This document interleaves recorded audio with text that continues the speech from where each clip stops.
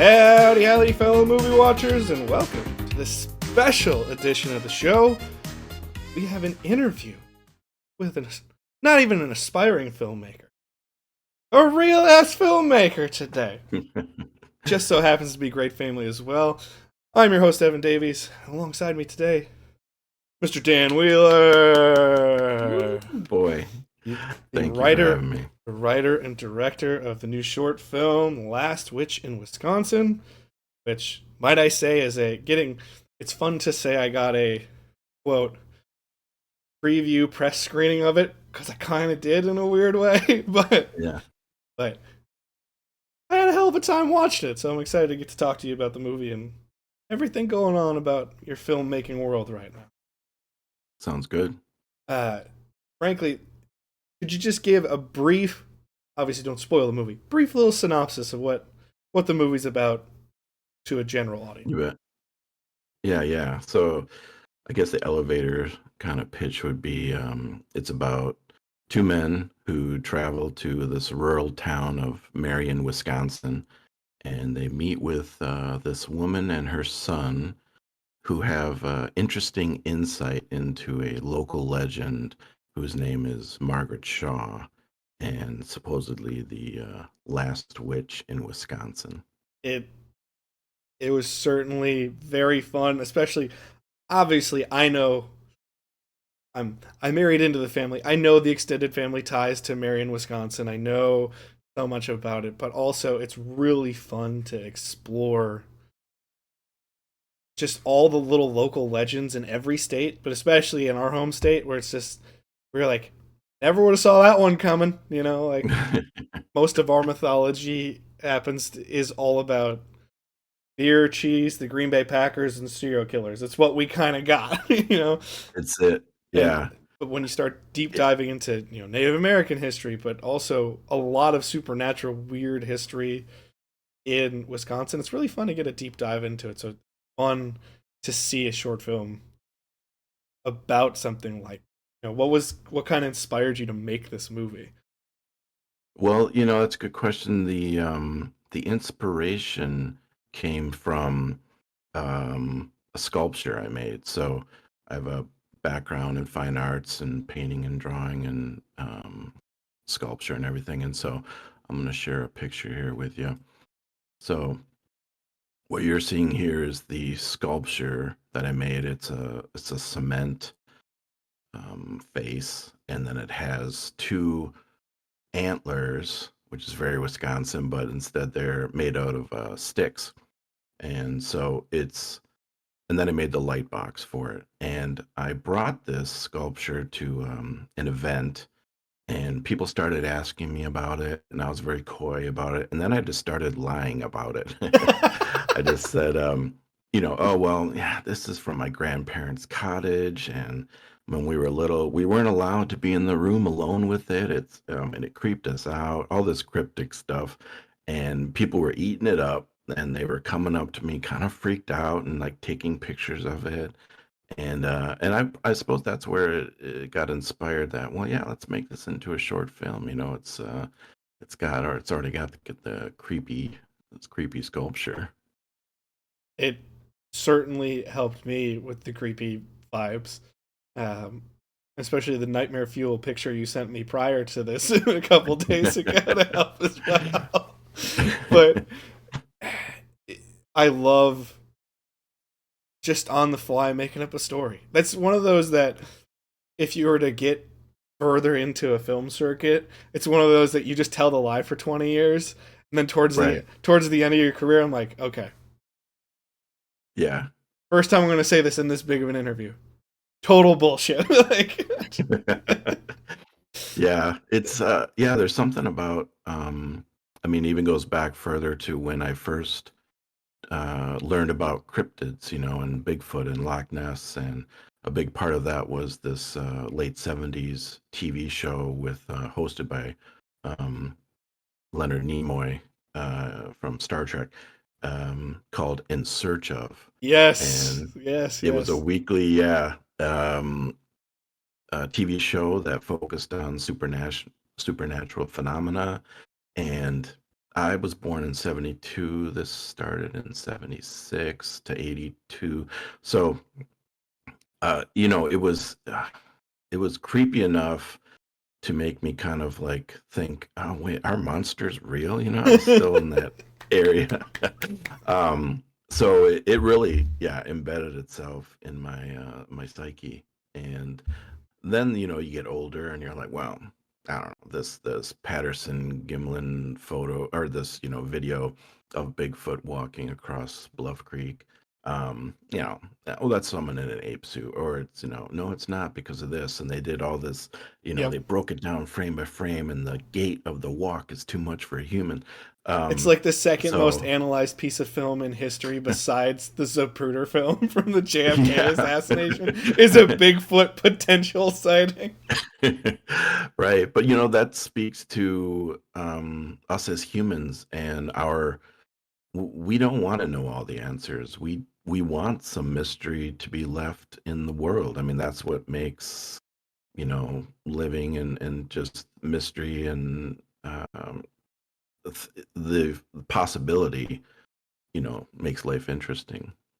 I think that's extremely astute, and it's the same thing as when spoilers for our current viewers and listeners, but myself and Dylan were working on a lot of projects, and every time that we're talking about specific projects, that especially when it has to do with the supernatural or even a murder mystery or anything like that, it's always trying to dial it back to at minimum the 90s, if not the 80s or the 70s, because it's just you know you don't have one of these at your beck and call at all times Hmm. to figure out every answer possible. You just go, well, I don't fucking know, like the Right. world's a crazy place kind of thing. And you want that mystery in life. It's the same reason why we logically can all break down, still to this day, just because you shared a good childhood story of In Search of. Grew up in the 90s. Mighty Morphin Power Rangers was the biggest thing on the planet when I grew up. Yep. To this day, I am still freaked out by Ivan Ooze, the main villain of the Power Ranger movie. And I think it's awesome. He's super cool and way better than any of the other villains of the show. But I remember, like, if I was in my basement, which I normally was watching TV by myself, we had our first floor was elevated about 6 feet. So you'd walk up, the door was ground level, and then you'd walk up another 6 feet, and then you get to the first floor. And I remember every time turning the corner out of the basement and past that door, I would like sprint because I was like, "Well, Ivan is going to get me." Because logically, I Right. could tell you, well, there's nothing there. It's just it's the same as it Yeah. was at 6 p.m. when I could see everything. But magically, if it was 10, 11 o'clock at night, I was just like, "Oh!" Like, even in my teens, I was just got that like, "Oh, he could get me," and like run Right. up the stairs because it's the mystery about it. And there's part of you Yeah. that really wants that. That's why we love horror films. That's why we love fantasy. That's why we love all that stuff. We don't want, you know, the cool part about science is trying to figure out the mysteries of the universe. Yeah. But the cool part about fantasy and horror is, what if we knew nothing about the universe? Let's just see what happens. Yeah. And It feeds into like my background growing up Catholic, um and you start questioning things, and it's not much different from Loch Ness and Bigfoot. You have the um what is it, the shroud of Jesus Christ, and yeah, these artifacts and everything that are supposedly physical evidence. But in the end, it's just you want to believe or not. And so yeah, all those things kind of tie into one another. yeah, it's it is a choice of belief, and it's very fun to get to explore that in the fictional setting where you don't have to create an entire religion and or cult and or corporation and or business to be like, this is a way of life. You just go, I don't know, I created this sculpture and then I just started bullshitting about it at a show. made a Right. story out of it, and it's the fun of it all. Yeah. And so when you And I took, think about him. go ahead. I'm sorry. I was good. And I think about even if it is a hoax, which I tend to lean on that side. Um, I love the hoax. I think the hoax is in itself a work of art. It's whether it was intended to be so or not, but like the story of the Cottingley fairies, these three girls that took a camera in the early glass template days, took these cutouts of fairies from like a coloring book, placed them in a garden and interacted with them, printed them, and it spread like wildfire that these were real, and even caught the attention of Sir Arthur Conan Doyle, because he was a big occult fan and wanted to really believe. He said, these, this is proof. And so, or the Bigfoot guys that go out there and they make these big wooden footprints, and just imagine them working in their shop, and they're making this, and in a way it's almost like, geez, that is silly, what a these grown men making these big footprints to go out there. But what drove them to want to do that, because they wanted to create a story and fuel that mystery. Yeah, it's fun because the hoax almost becomes their passion project. If Yeah. we want to use the word hoax, whatever you want to call it, it's the passion project. It's no different than, you know, it's so funny to me when we look at people's passions, and someone can be as passionate as saying, "I'm super passionate about tax code," and we all go, "That's crazy." To the same thing, isn't it just as crazy to say, "Hey, there's grown men that create giant wooden feet in their garage because they want to perpetuate the hoax of Bigfoot." Yeah. And Right. which one, which side is crazy? Well, in some ways, neither are crazy. In some ways, they're both crazy. So it doesn't matter. It's Right. it's just the enjoyment and what's going to bring you fulfillment in life, which is really the interesting, fun part about it. Now, when you're crafting this story, what was the writing process like to making it? Yeah. So I decided it should be a short film. I'm a fan of just short stories in general. So I thought, well, let's not try and jump into a feature length. Let's just do a short film. And so first thing is, you kind of got to figure out, okay, well, if this was a feature film, what chunk am I ripping out for this short? Because you don't get a lot of time to do character development, and you have to really jump right into it. You have to give enough information that the viewer can kind of go along with you in it and be okay with, I'm not really sure why those two guys are going to Marion. I mean, you just see us driving there, but we don't talk about it. Or Yeah, so you just have to say, well, they have to go there for some reason. And hopefully in the writing process, when I'm writing it, I'm like, okay, it can't be so bothersome that people have paused and they just can't get over that roadblock of, well, I really need to know why those guys are there before I can even enjoy anything further. So that part's in my head as I'm writing this. And then it's a real kind of like a clay sculpture. Akin it to, like, I'll kind of throw it on the slab, and then I'll like look at it, and then I'll take away some parts here, add something here, and then let it sit for a while. And then you get that idea when you're least expecting it.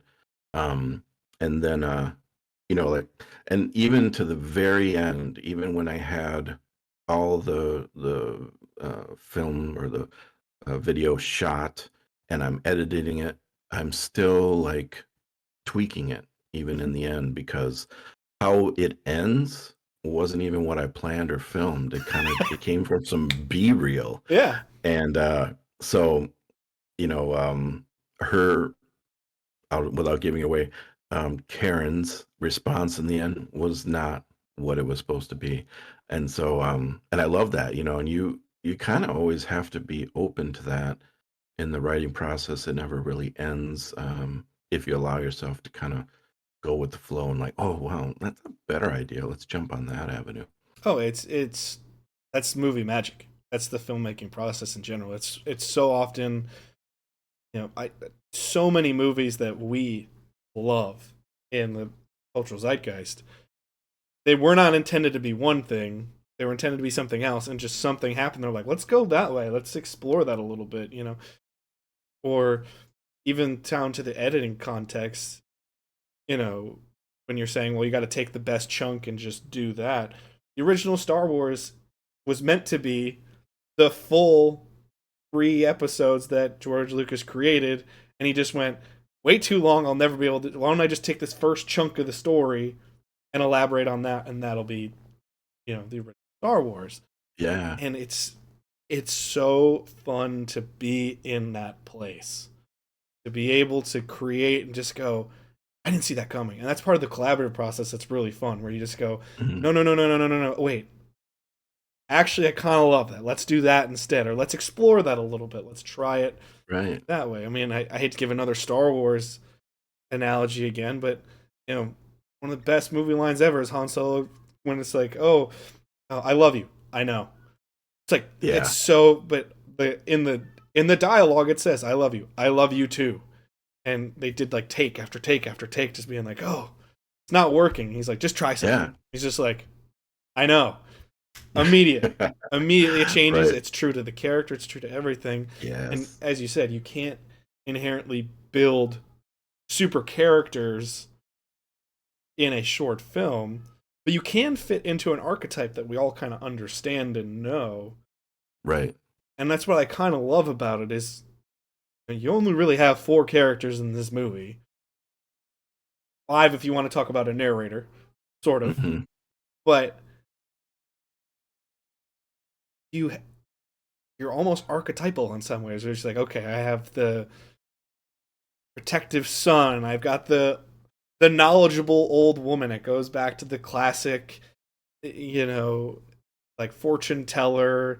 Yeah. I hate to say gypsy because I know it's not inherently the nicest term, but those classic Universal films, right? Like the all-knowing gypsy woman kind of Right. thing. You kind of have that, and then you have the two really interested party guys, but at the same time, they're like, "This is a fun story, but I'm not going to accept this as reality," kind of Right. thing. So you get to, in a way, you do already have character because you don't have to.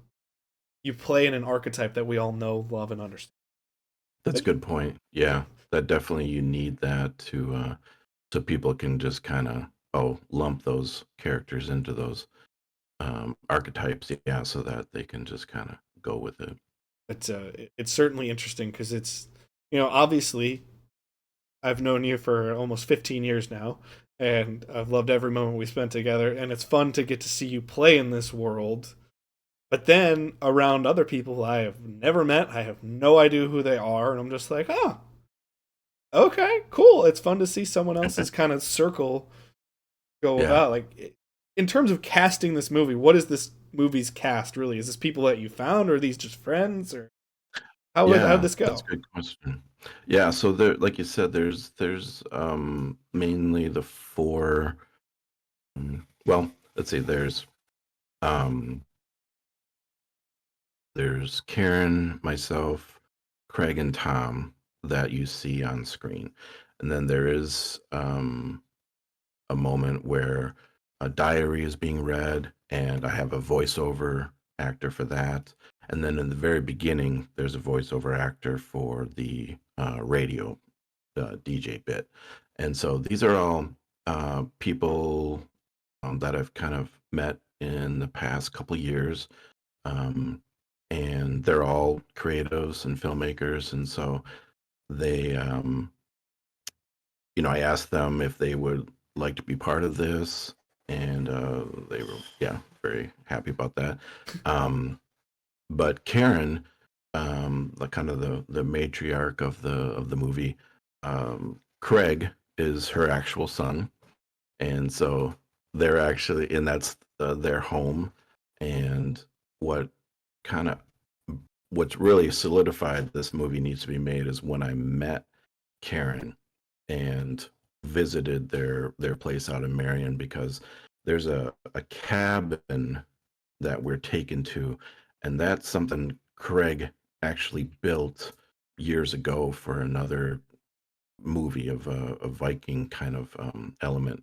And when I saw Ah, that, okay. That explains that art piece on the top of it. Okay. yeah, when I saw that, and now it's real dilapidated, and the shingle roofs are covered in moss, and it just looks beautiful, and it's kind of just stuck in this wooded area, and I'm like, oh my God, this needs to be a backdrop for something. So put that on the back burner of my head, and then I meet Karen, and she's just this very sweet, but direct and blunt and person, and she's helped Craig, her son, with projects before, so she's not totally new to the scene. She's been in some things, helped with camera work on other things, and so when I posed the question to Craig, do you think your mom would be up for shooting this movie? He was like, well, I'll ask her, but she's probably gonna have some trepidation with the lines and everything. And I'm like, okay, well, tell her, don't worry about the lines. I'm not gonna make anybody memorize anything. I'll be the only one that memorizes stuff. And I shot it in such a way where I would feed Karen the lines, and then I would have to cut away.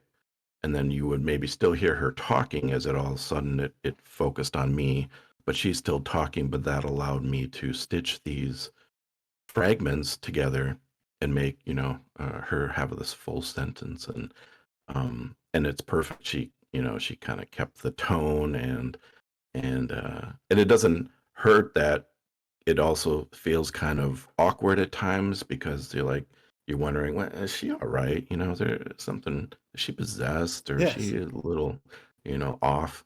So it all played well together. It is fun to use real world problems, issues, whatever you may say, in the movie making process to a benefit. It's the same thing of working with other people on their projects, or even working in myself when I start making projects. The first thing I say is, what don't I have? Okay. Yeah. Well, what do I have? And then I just play to what I do have. So instead of going, Right. okay, well, I want to create, I want to create Gotham City. I want to create Batman, and it's like, well, I don't have Gotham. I don't have the Batcave. I don't have any of that shit, and I can't Yeah. do that.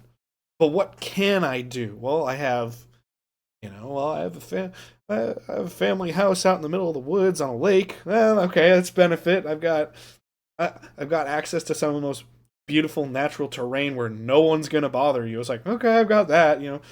It's the same thing when you're Yeah. working with people and actors, even if they're not actors per se. Use to what they have to your benefit, and it's something that when you said that, watching the movie in cut, now I go, oh my god, that like it brings more tension with how many different cuts and camera angles you're going to so quickly. And it's Yeah. not like it's every second one change. There's still plenty of shots where it's okay, 5, 10, 15 seconds on this, 5, 10, 15. It's not so chaotic that you can't follow. It really does bring about this little bit of tension. And Yeah. you're right, her performance and her own unease really gives way to, is she okay? And it brings a lot to the character in a really weird, Right. fun way. It's Yeah, incredibly enjoyable. you're right. You gotta, yeah, play it to that.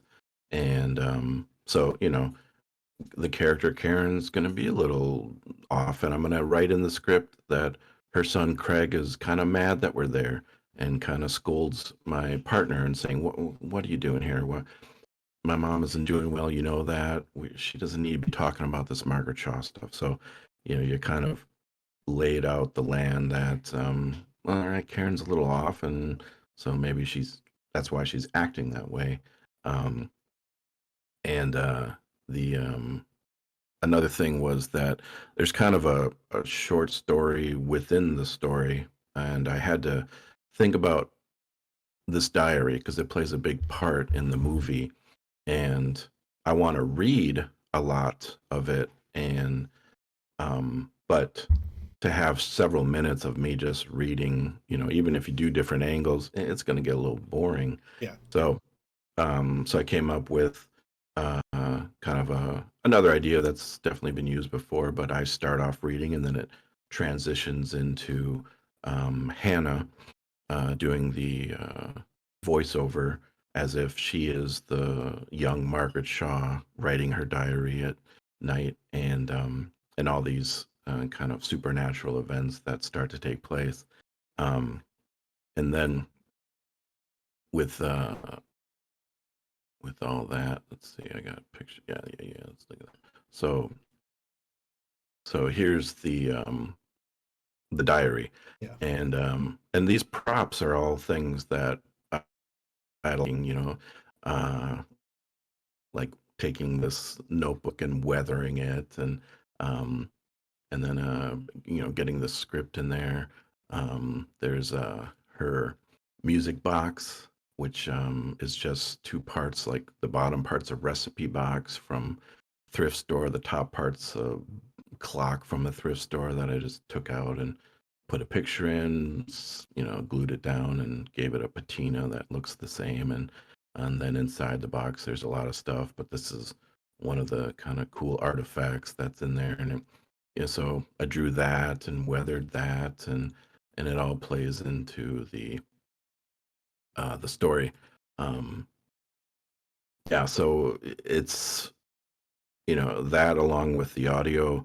I mean, I want to say I'm a control freak, but in a way, it's kind of like, I really know what I want this to be. Like, you don't ask somebody to help with a painting, like, hey, you want to help paint the trees on my painting? It's kind of like it's a solo mission.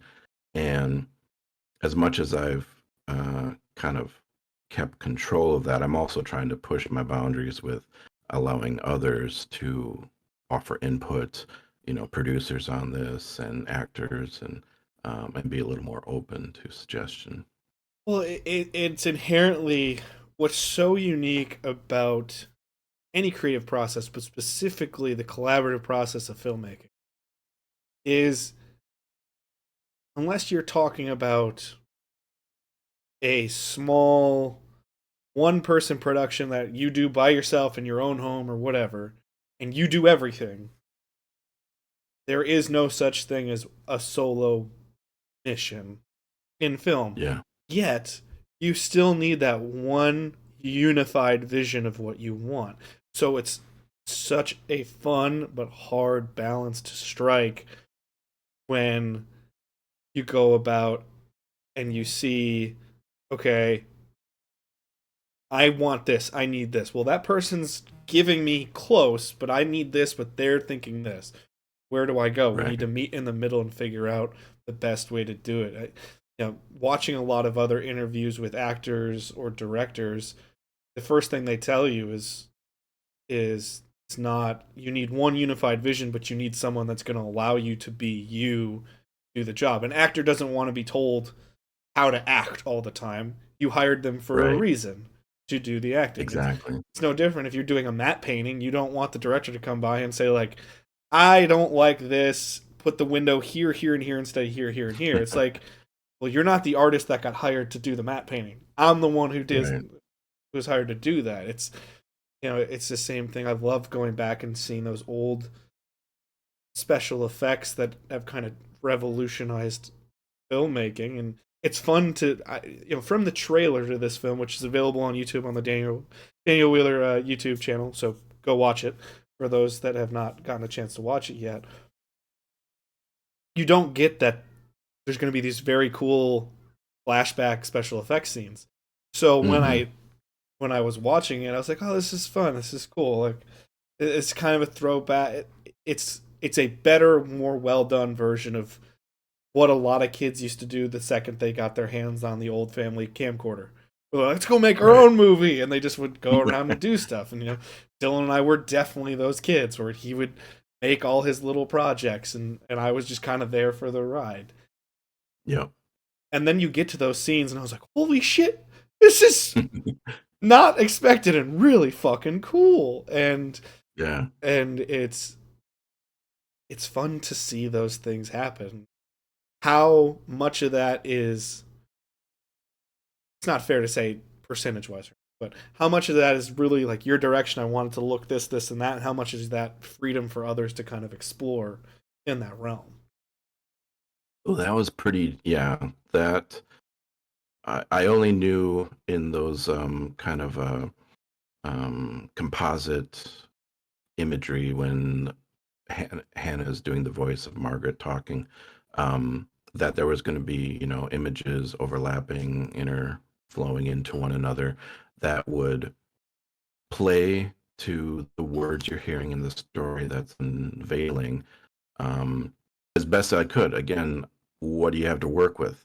Uh, you know, I have stock footage from this website that I can pull from, and so you're searching and searching, and what about this? What about this? And then you make this composite that hopefully doesn't feel like stock footage, but also is, still kind of in the realm of what you're going for. And so, it has a dreamy kind of quality in this throwback, and we're kind of in Margaret's head.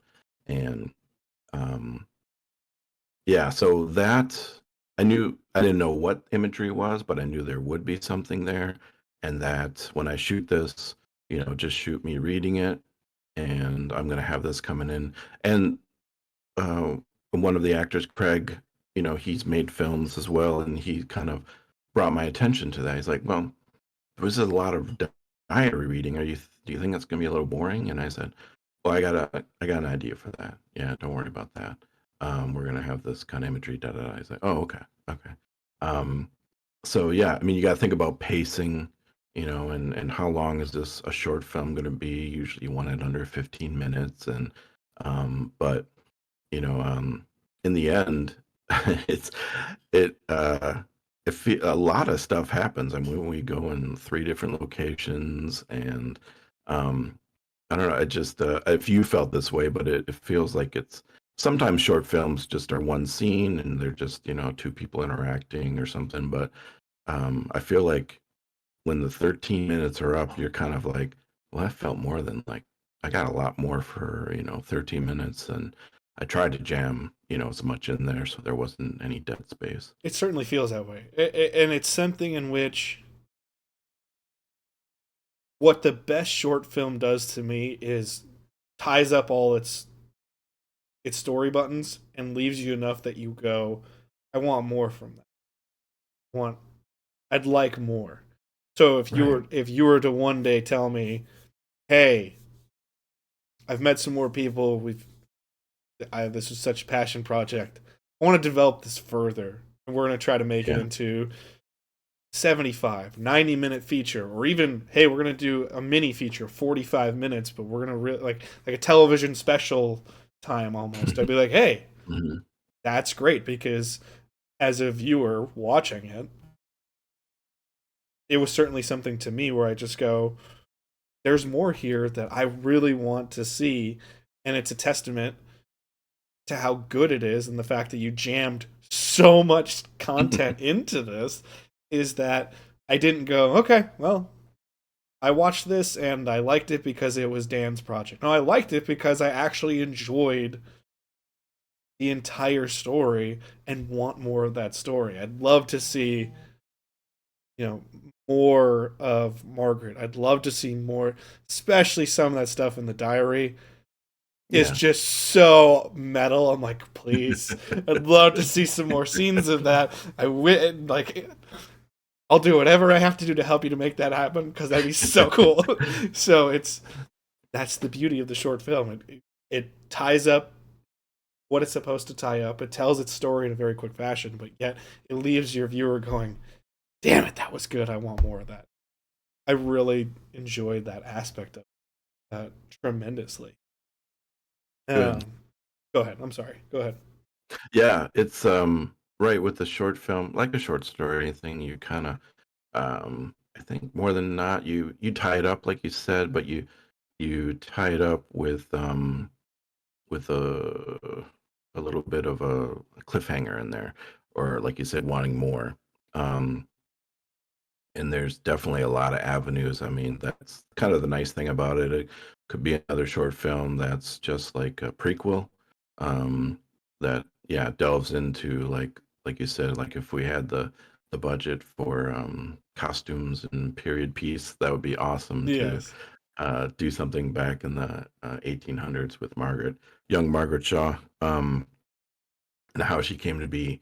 Or we could very well do it, a tangent off the side, like even just something with, an interview with or mockumentary with Dan, and what happened after at the end of the film, like and maybe he's tight-lipped about it, so there's or you continue with, because the end, you kind of think you know what happens, and it's enough to like, you could definitely continue with that, and make it a real kind of creepy horror, film, because it's more of a, I mean, implied horror film. It's not a Texas Chainsaw Massacre. It's more of a Blair Witch, Yes. implied, unseen. Yeah. It, what's very smart about that is the best horror movies, you don't see the monster, you don't see the evil, you allow the audience to interpret it. You give enough imagery to give a picture to Yeah. somebody, and obviously with your sculpture, it's got some vibes that I'm just like, it's some nightmare fuel there. That's cool. And there's enough there to let people go, oh, I know what this is. I know what I see here. But there's not enough for you to say, well, that's exactly what they look like. Like you said, it's not Leatherface. It's Right. not Freddy Krueger where you're like, oh, I know exactly what he looks like. I can tell you the striping on his sweater kind of thing. Yeah. I got this vibe. I could tell you this, this, and this about her, but I can't tell you much else. Yeah. And it allows you to really buy in and just allow your mind to run with the idea of what this witch is like and what she would do, what could she be, all her her wiles, all of her supernatural powers. It's a fun thing to uh, and super interesting to get to. Yeah. The I wanted it to be a slow burn, um, and with creepiness along the way, and then but I definitely imagined it ramping up at the very end, and I wanted to really uh because for me, I think music, the soundtrack, the Foley, everything really makes the movie. And I mean, I shot this thing on my my little Samsung here, and a tablet. Um and it, it's okay. There are times where there's some issues with, especially in the dark, and you need a bigger, better camera, but it did the job for this kind of grindhouse B movie feel. Um and but you can have, questionable video, but if you back that up with good sounding audio, and the dialogue, the voices, they sound good. They don't sound like they're, in a reverb room, or you have this music that helps heighten, the tension. Well, then people are very forgiving of the video quality. Not so much the opposite. You can have awesome 4K, but if the audio sounds amateur, it just takes the whole project down with it. It's no different than a podcast, no different than Yeah. anything else. It's oddly enough a movie, moving pictures. If it doesn't look good, but everything else is good about it, we're like, okay, Yeah. like yeah, we just we're recording this a couple days after Halloween. Uh, Earlier this week, I was watching Night of the Living Dead, 68 version, and Ab walked in and she's just like, "What? Why are you watching this?" Because she's such a modern anything that I didn't like or didn't know about pre 2000. I'm not going back to watch kind of person. She's like, I want it to look hyper glossy and everything else. Where I'm Okay. very much a traditional movie viewer. Where I'm like, I like going back and watching video quality from 1942 and Yeah. 1935. I couldn't care less as long as the story is there and it gets me engrossed, I'm there. Night of the Living Dead's a perfect Right. example. The audio sounds good. You know, the effects, meh, not great. Right. The film quality even of that day, you're like, leaves a little bit wanting, but enough is there to engage your imagination to go, I really enjoy this if you're part of that genre of movie watcher, which is incredibly fun to get to. Um, Yeah, so much speaking fun. of that quality, I mean, I wanted to I tried adding noise to it to give it that, 16 millimeter film grain that Uh, I love in Texas Chainsaw Massacre and but I had it in there and but I learned along the way the pitfalls of that. When you have grain that's constantly moving and changing frame to frame, each frame is a completely new image, so it makes your file size super huge because you don't get like behind you right now, you have that wall that hasn't changed. And so, however the compression works, it just like, well, that's how it's going to stay. And so we don't mess with it. But if you have film grain that's like constantly little dots, scratches and everything, now every single frame is a new picture, and there's no compressing it without. And then so I'm like, okay, fine. So it's a big file, whatever. I upload it to YouTube and I'm watching it. I'm like, what the fudge? And um, this is, things outside of your control, but YouTube will, with their compression, they smash out that fine detail. And so now you're kind of left with these big pixely blocks that look real amateurish. And so I learned that, if unless you can deliver the actual footage to a film festival, um, that if you try and screen it through YouTube, it's, you don't get that grainy quality, or it's really hard to get that grainy quality without YouTube squashing it. it is certainly something, especially for someone who's doing a current YouTube and podcast interview. Yeah, it's so vexing and frustrating, but it's how you learn through trial and error. And I love the exploration process. It's certainly something in which every filmmaker's had to look at something and go, God, that'd be cool. And then it becomes well, we can do it, but Yeah. here's here's the cost benefit analysis of it. You do this, you're going to benefit from, oh, you get that awesome sound quality you wanted from, and harken back to stuff. Oh, that's great. What's the down? Well, it's going to quintuple your file size. You're like, oh, um, that's problematic. I don't even know if my computer could even play that, let alone store it. So, Right. Yeah. okay. And so it's certainly a lot of fun to try to deal with. Yeah, it goes back to what you were saying. You try and assess what you have to work with, what are your tools, what are your limitations. But then you also have to be real adaptive along the way because you're thinking, well, the grainy quality, that's cool. That's a simple effect, if anything. It's not like I'm trying to render some Godzilla feature or something.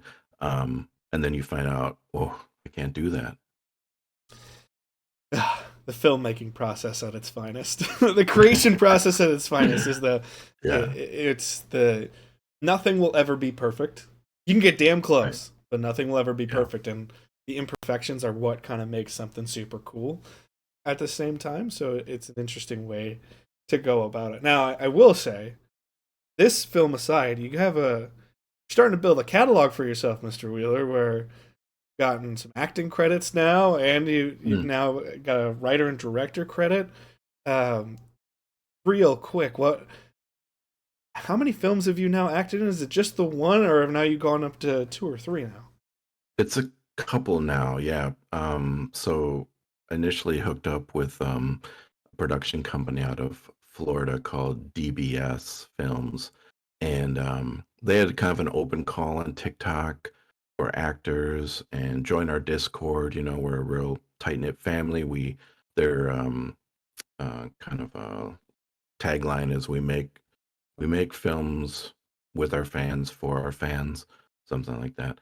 And so I went on the Discord and yeah, it was pretty cool. They had like acting challenges, so that was kind of fun to have a reason to put something together. They also did like a weekly karaoke, and if you're familiar with Discord audio, you know how atrocious Discord is with it's like trying to sing on through dial-up from back in the day. As someone who's But it's recording still this via fun. Discord, yeah, I can tell you that it's fun, but it's also like, Yeah. okay, okay. So, but it was yeah. So the community, real great community, and then it's kind of um interesting how the next movie they were going to do was a Bigfoot themed, and I'm like, okay, cool, cool. And there was some side small parts for a hunters in the opening kind of hook of the film, and I'm like, well, I got to do that. So I auditioned for that, and got the part, and it was cool. I mean, it's still an indie company, but they flew me down. I mean, it was fast and furious. We flew down, left in the morning, shot through the night, got back on the plane, came back the next day. Some Ric Flair shit right there.